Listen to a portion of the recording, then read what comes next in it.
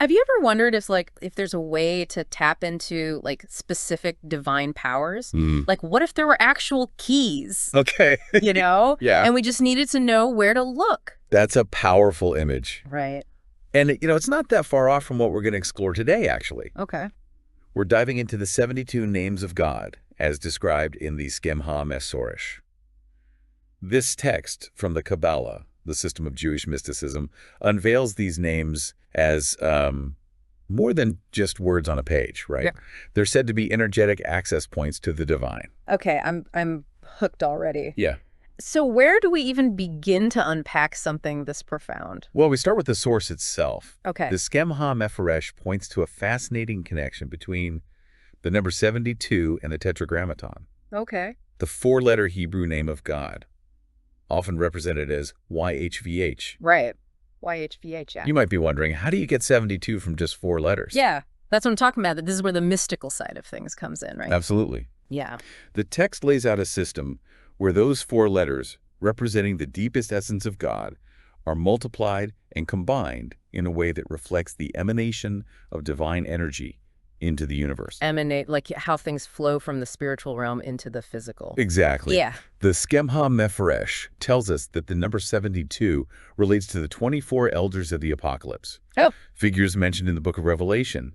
These elders each wear a crown with 3 rays, and each ray represents a name of God. Mm-hmm. So 24 thrones times 3 rays, and boom, you've got 72. It's like a divine math equation. Right. But it's more than just numbers, isn't it? I mean, what's the significance of there being 72 of these names? It's a beautiful illustration of how Kabbalah views the universe. These 72 names are also said to be inscribed on the leaves of the Tree of Life, Okay. a central symbol that represents the flow of divine energy. Just like a tree has many leaves, there are many facets to God's power. And these names provide a way to understand and connect with those aspects. Okay, I think I'm starting to grasp the scale of what we're dealing with here. Right. But we also have to talk about the 72 angels often mentioned in connection with these names. Are they the same thing? It's a great question, and it shows you're really paying attention. Yeah. They're deeply connected, but not quite identical. Think of the 72 angels as expressions or embodiments of those 72 divine names, each imbued with unique qualities and energies. So it's like each name is a source of power, and the angels are almost like its representatives in the universe. Precisely. Okay. And to distinguish them, suffixes like YH, which represents mercy, and AL, which represents severity, are added to the names. So there's a merciful side and a more, shall we say, firm side to each of these divine emanations. Absolutely. It speaks to a fundamental concept in Kabbalah, that even within the divine, there exists a balance of forces. This is already blowing my mind, and we haven't even gotten to the part about how these names are actually hidden within the Bible. The Schem Ha Mephoresh gets pretty wild here. It does. It tells us that within verses 19 through 21 of Exodus chapter 14, the very story of the Israelites' liberation from Egypt, we can find these 72 names encoded. Wait, seriously? Like right there in the text? Right there, each of those verses, when written in Hebrew, contain 72 letters. Wow. If you arrange them in a specific way, the first verse right to left, the second left to right, and the third back to right to left, You get 72 columns. each forming a 3-letter word that corresponds to one of the 72 names. Wow. It's like a divine puzzle woven into the fabric of the scriptures. Okay, I'm speechless, but this is where I have to ask. If these names are meant to be accessed, used even, why hide them like this? Ah, you've hit on a crucial point. Yeah, Kabbalah isn't about just reading things at face value. right. It's about uncovering deeper layers of meaning, recognizing that truth can be concealed, waiting to be revealed to those who seek it. This idea of hidden codes and secret meanings is central to Kabbalistic thought. It's like the universe, or maybe even God itself, wants us to be active participants in this journey of discovery. Exactly. And speaking of uncovering hidden connections, the Schem Ha Mephoresh doesn't stop at numerology and secret codes. Right. It goes on to link each of the 72 names to the zodiac. Now that's a plot twist I did not see coming. It might seem surprising, but in Kabbalah, seemingly disparate elements of existence are often like interconnected. Right. Yeah. The zodiac, with its signs and cycles, is seen as a map of cosmic energies, and each of those 72 names is linked to a specific portion of that map. So we're not just talking about your sun sign here. Right. This is getting even more complex. You're right, it's more nuanced than that. Okay. Each of the 72 angels is associated with a 5-degree section of the zodiac known as a quinance. Okay. Every 10 degrees or a decanate is influenced by 2 angels, Okay. creating this intricate tapestry of celestial influence. I'm picturing a giant cosmic clock with all these names and energies interacting. So how do those 4 groups of 18 angels, the ones linked to the tetragrammaton and the elements, play into this? That's where it all comes together. Okay. Each letter of the tetragrammaton has primary rulership over a set of astrological signs. Okay. So, for example, the letter Y, often associated with the element of fire, has a strong influence over the fire signs Aries, Leo, and Sagittarius. So even though each letter of the tetragrammaton has its own group of 18 angels, its energy is most potent within its corresponding element. Right. I'm starting to see how these connections build on each other. Yeah. It's like a cosmic web. Exactly. Oh, And this intricate system doesn't stop there. okay. Remember the tree of life we discussed earlier? Uh-huh. Well, it's also connected to the 12 tribes of Israel, each tribe representing a different facet of human experience and divine emanation. Okay, so we've got the 72 names, the angels, the zodiac, the tree of life, and the 12 tribes all swirling around in this amazing cosmic dance. My head is spinning, but in a good way.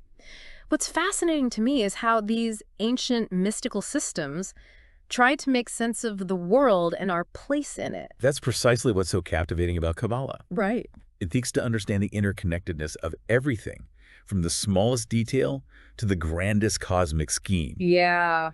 And speaking of the tribes, there's a fascinating numerical link to the 72 names that we can't ignore. You're talking about Jacob and his descendants, right? That number seems to pop up everywhere. It does. Yeah.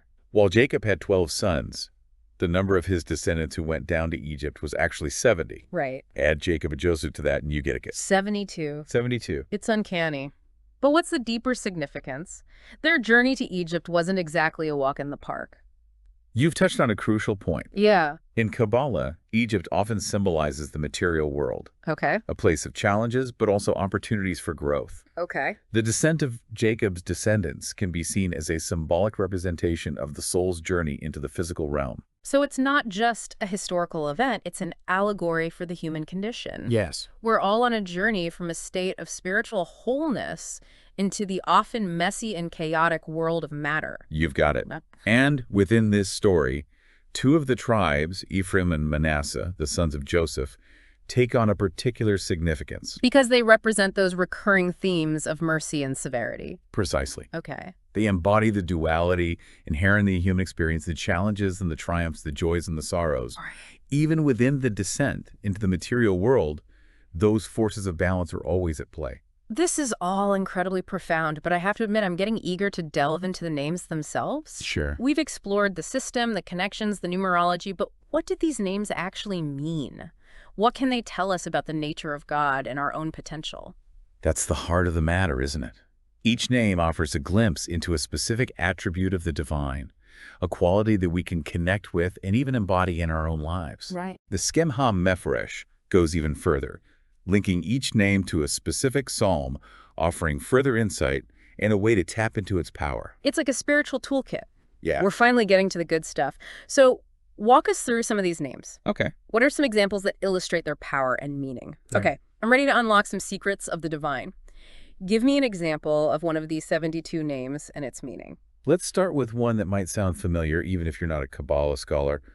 Michael, the 42nd name on the list. As in the Archangel Michael. That's the one. In the Schem Ha Mephoresh, Michael is linked with the sign of Aquarius in Psalm 121.7, a verse many people turn to for protection. Tetragrammaton shall keep thee from all evil, he shall preserve thy soul. So in a way, calling upon the name Michael is like calling upon that protective energy, aligning yourself with that aspect of the divine. Exactly. Think of it as tapping into a powerful energetic current. Each name has a unique vibration, and by focusing our intention on it, we can connect with its specific qualities. Wow, that's pretty powerful. Okay, what about a name that maybe isn't as well known, but that carries a particularly relevant meaning for, say, navigating the challenges of modern life? I was thinking the exact same thing. Take, for example, the 24th name, Hahai.